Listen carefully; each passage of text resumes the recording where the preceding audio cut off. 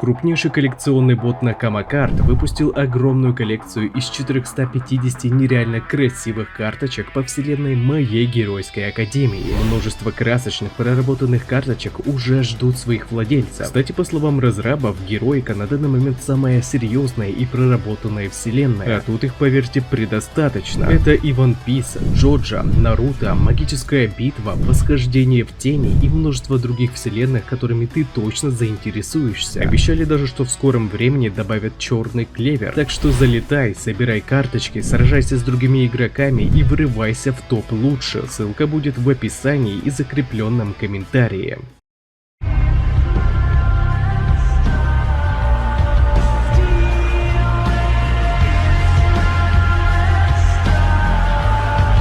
В предыдущей главе, украв у главного героя причуда чувства опасности, Шигараки начал неистовую серию атак, заставив Деку перейти больше в оборону. А добравшись к горе Фудзи, у злодея появилась отличная возможность активировать спящий вулкан, уничтожив тем самым большую часть всей Японии. Однако в этой главе Мидори демонстрирует невероятное. Сегодняшнее повествование переходит в какой-то совершенно безумный исход. Неужели похищение причуда четвертого — это один из этапов плана Куда? Ну а также напоминаю, что почитать свою любимую манхва, вы сможете на remanga.org. Здорово, ребятки анимешники, у микрофона Зик. А вот ребята, которые оставили свой коммент под прошлым роликом. Ну а мы начинаем.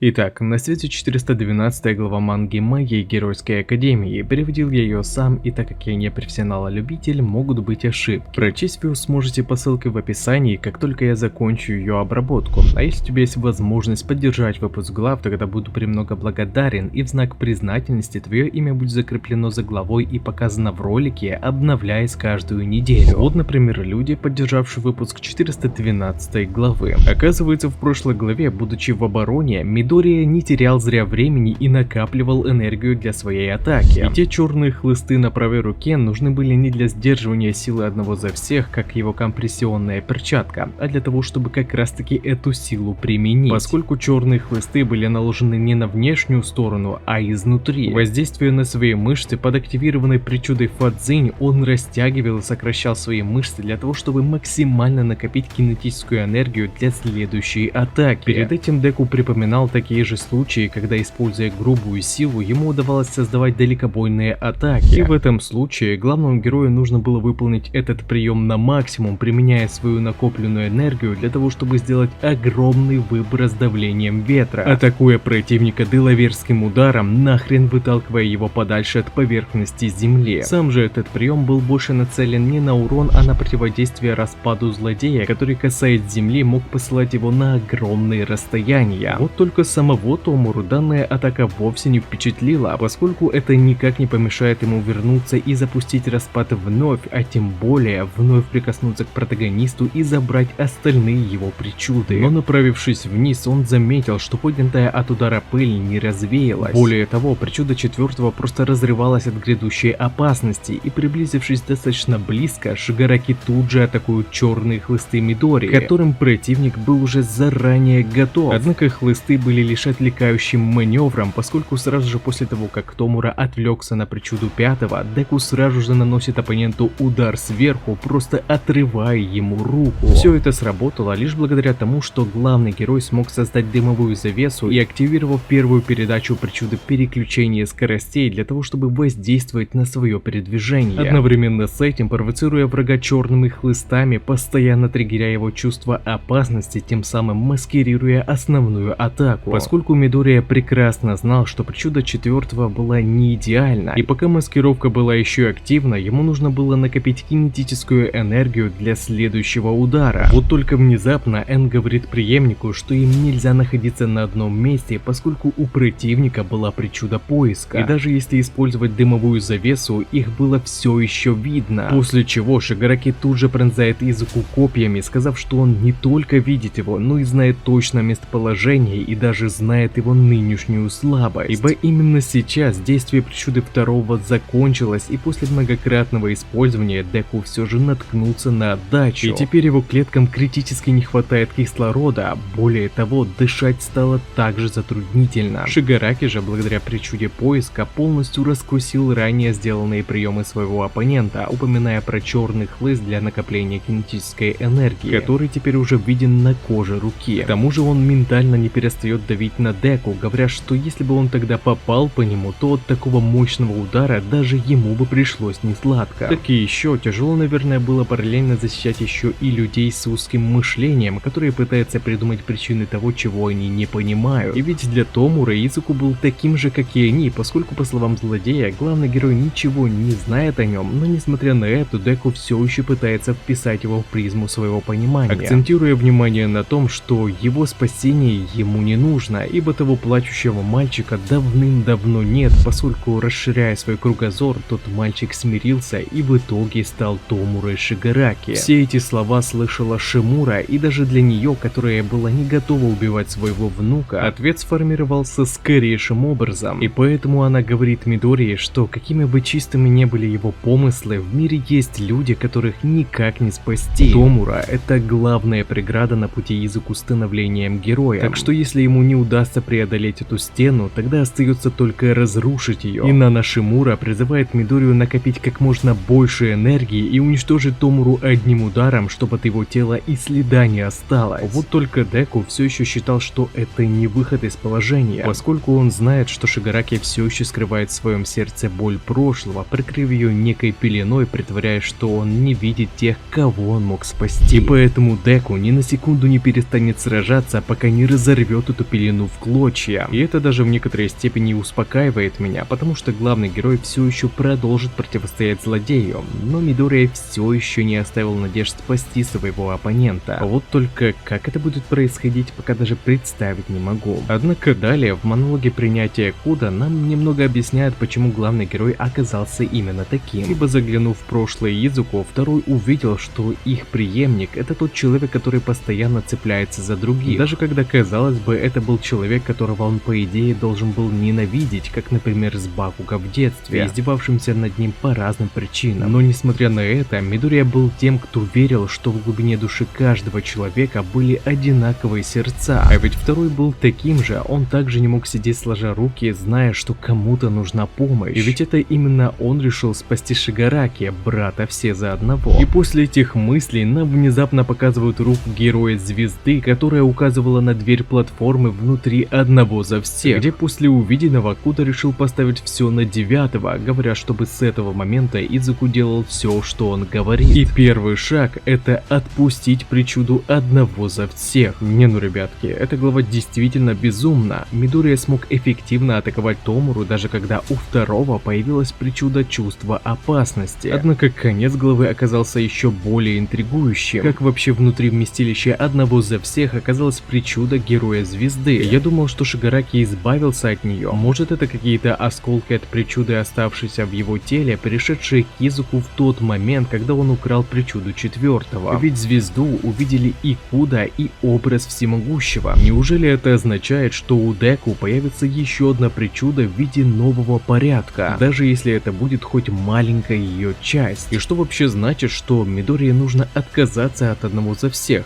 Что за план придумал второй? Это что получается? Деку намеренно отдаст противнику все факторы одного за всех, после чего законтрит Томуру причудой звезды новым порядком? Боже, эта глава дала больше вопросов, нежели ответов.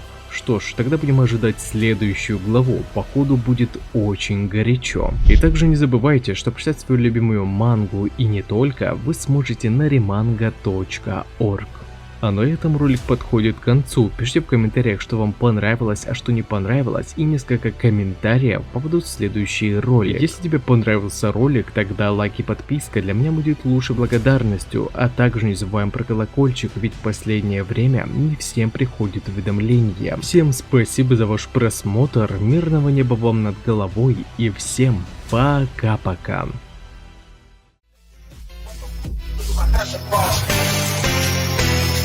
Take the charge. Look at my passion ball. check the chart. I'm stepping, what the fuck? Look at my happy bar.